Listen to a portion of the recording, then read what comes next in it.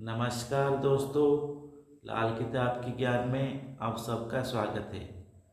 पहले हम बृहस्पति के पहले भाव से लेकर अष्टम भाव तक चर्चा कर चुके हैं। आज हम बात करेंगे नवम भाव में बृहस्पति के फलित के बारे में।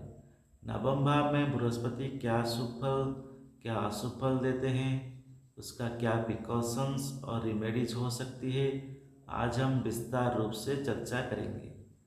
कालपुरुष कुंडली में नवम राशि धनु राशि है, जो कि बृहस्पति की राशि है, और नवम भाव के कारक भी बृहस्पति हैं।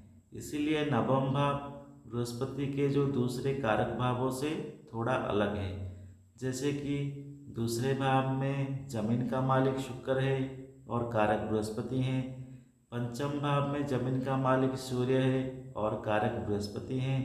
एकादश भाव में जमीन का मालिक शनिदेव हैं और कारक बृहस्पति हैं। द्वादश भाव में गुरु और राहु का मिला जुला असर आता है। लेकिन नवम भाव बृहस्पति राशि के स्वामी हैं और कारक भी है, इसलिए बृहस्पति का ये स्पेशल भाव है। इसलिए इसे भाग्य के भाव कहते हैं। हमारे पूर्वजों, हमारे धर्म भी हम नवम भाव से ही देखते हैं।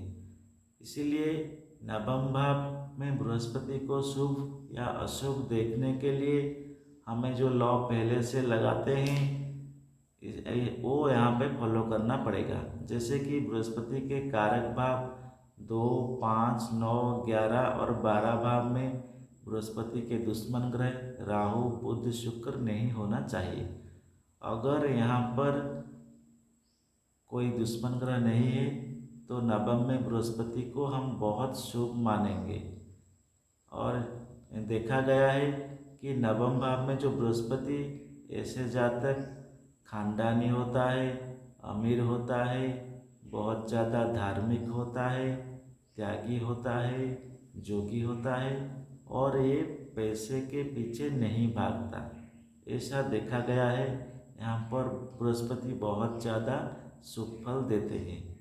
इसके साथ साथ अगर कुंडली का तीसरा भाव और पंचम भाव खाली हैं तो यहाँ से दृष्टि नवम भाव तक नहीं जाता है। इस केस में देखा गया है, अगर बृहस्पति नवम भाव में है तो जातक जितना ज़्यादा मेहनत करेगा उतना ही धन कमाएगा।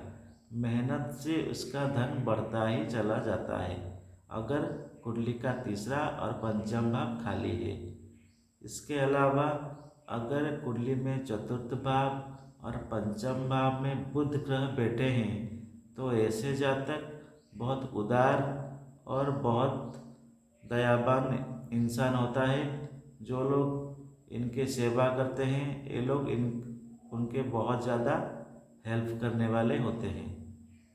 इसके अलावा अगर सूर्य कुंडली में उच्च के हैं या तीसरे या पंचम भाव में बैठे हैं तो तीसरे भाव से दृष्टि 11वें भाव और नवम भाव को जाएगा और पंचम भाव से भी दृष्टि नवम भाव को जाएगा।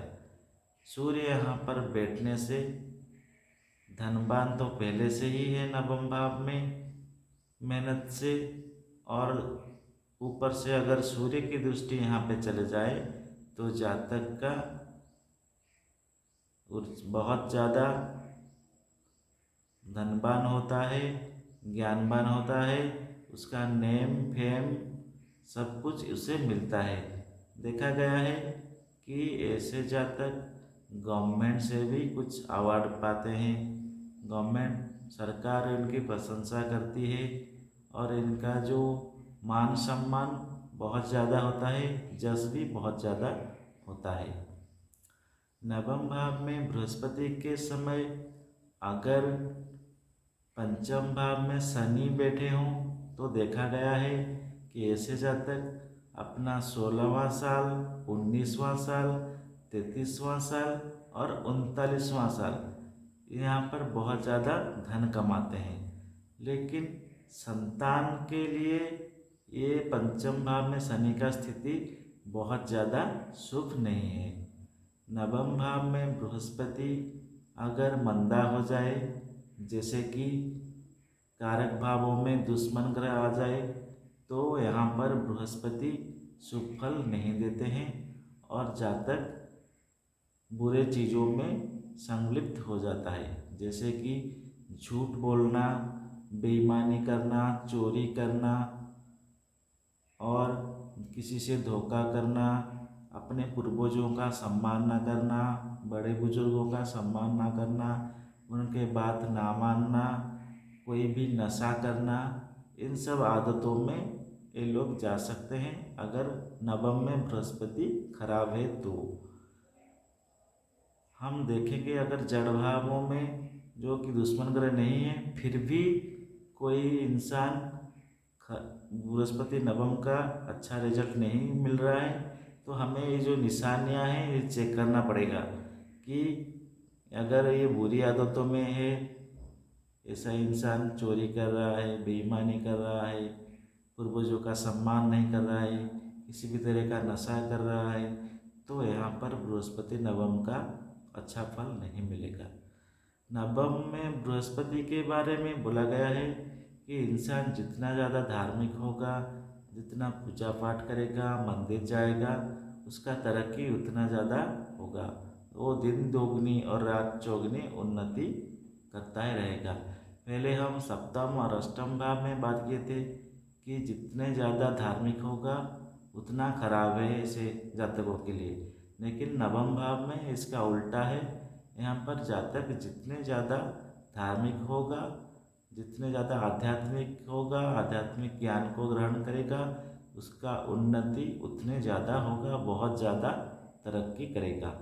अगर नवम भाव के समय जातक बुरे रिजल्ट्स मिल रहा है तो इसके उपाय के लिए आप बड़े बुजुर्गों का सम्मान कीजिए, उनकी बात मानिए और हमेशा धार्मिक बने रहिए और धर्म के प्रति सदा सम्मान के साथ रहिए और बुरे कार्य ना करके हमेशा अच्छे कार्य में सम्मिलित रहिए, जिससे कि आप नवम में बृहस्पति का अच्छा फल ले सकते हैं। नवम में बृहस्पति के समय आप जातक को परामर्श दे सकते हैं कि आप मंदिर में जाइए। अगर बुरे रिजल्ट्स मिल रहे हैं तो मंदिर में जाओ, कंटिन्यूसली 3 महीने आप बोल सकते हैं कि 90 दिन मंदिर जाइए, माथा टेक के आइए, तो ऑटोमेटिकली ऐसे लोगों को अच्छा फल मिलना शुरू हो जाता है। नवम में बृहस्पति के समय अगर आप कोई गुरु अपना गुरु बना ले, गुरु की दीक्षा ले ले, गुरु की बात माने, तो भी बृहस्पति अच्छे फल देते हैं। नवम में बृहस्पति के समय अगर पहले भाव में राहु हो तो ऐसे जातक को बोला जाता है कि जौ जल में प्रवाहित करे। अगर बुध बृहस्पति के जो कारक भाव में है और नवम में बृहस्पति को खराब कर रहे हैं तो ऐसे जातक को बोला जाता है कि जो स्टील का बेजोड़ छल्ला है वो उंगली में पहनना चाहिए, नहीं तो फिटकरी में दांत साफ कर लेना चाहिए। यहाँ पर बुध के उपाय हमें करना होगा और बुध को इन भावों से हटाना होगा, जिससे कि हम बृहस्पति के शुभ फल ले सकते हैं। यहाँ शुभ फल लेने के लिए आप साधु के संगत कर सकते हैं, साधुओं को कुछ ना कुछ दान कर लेना चाहिए। बृहस्पति अगर आप बृहस्पति को यहाँ अच्छा रखना चाहते हैं तो बड़े बुजुर्गों का सेवा करें, अपना चरित्र अच्छा बना कर रखें और दान पुण्य भी करें। इससे आप बृहस्पति नवम में अच्छा फल ले सकते हैं। आज के लिए इतना ही। आप हमारे चैनल को लाइक कीजिए, सब्सक्राइब कीजिए, शेयर कीजिए, जिससे कि हमारा द्वारा जो नया वीडियो आएगा पहले आपको अपडेट मिलता जाएगा। आज के लिए इतना ही। नेक्स्ट एपिसोड में हम बात करेंगे दसम भाव में बृहस्पति के फलित के बारे में। धन्यवाद, नमस्कार।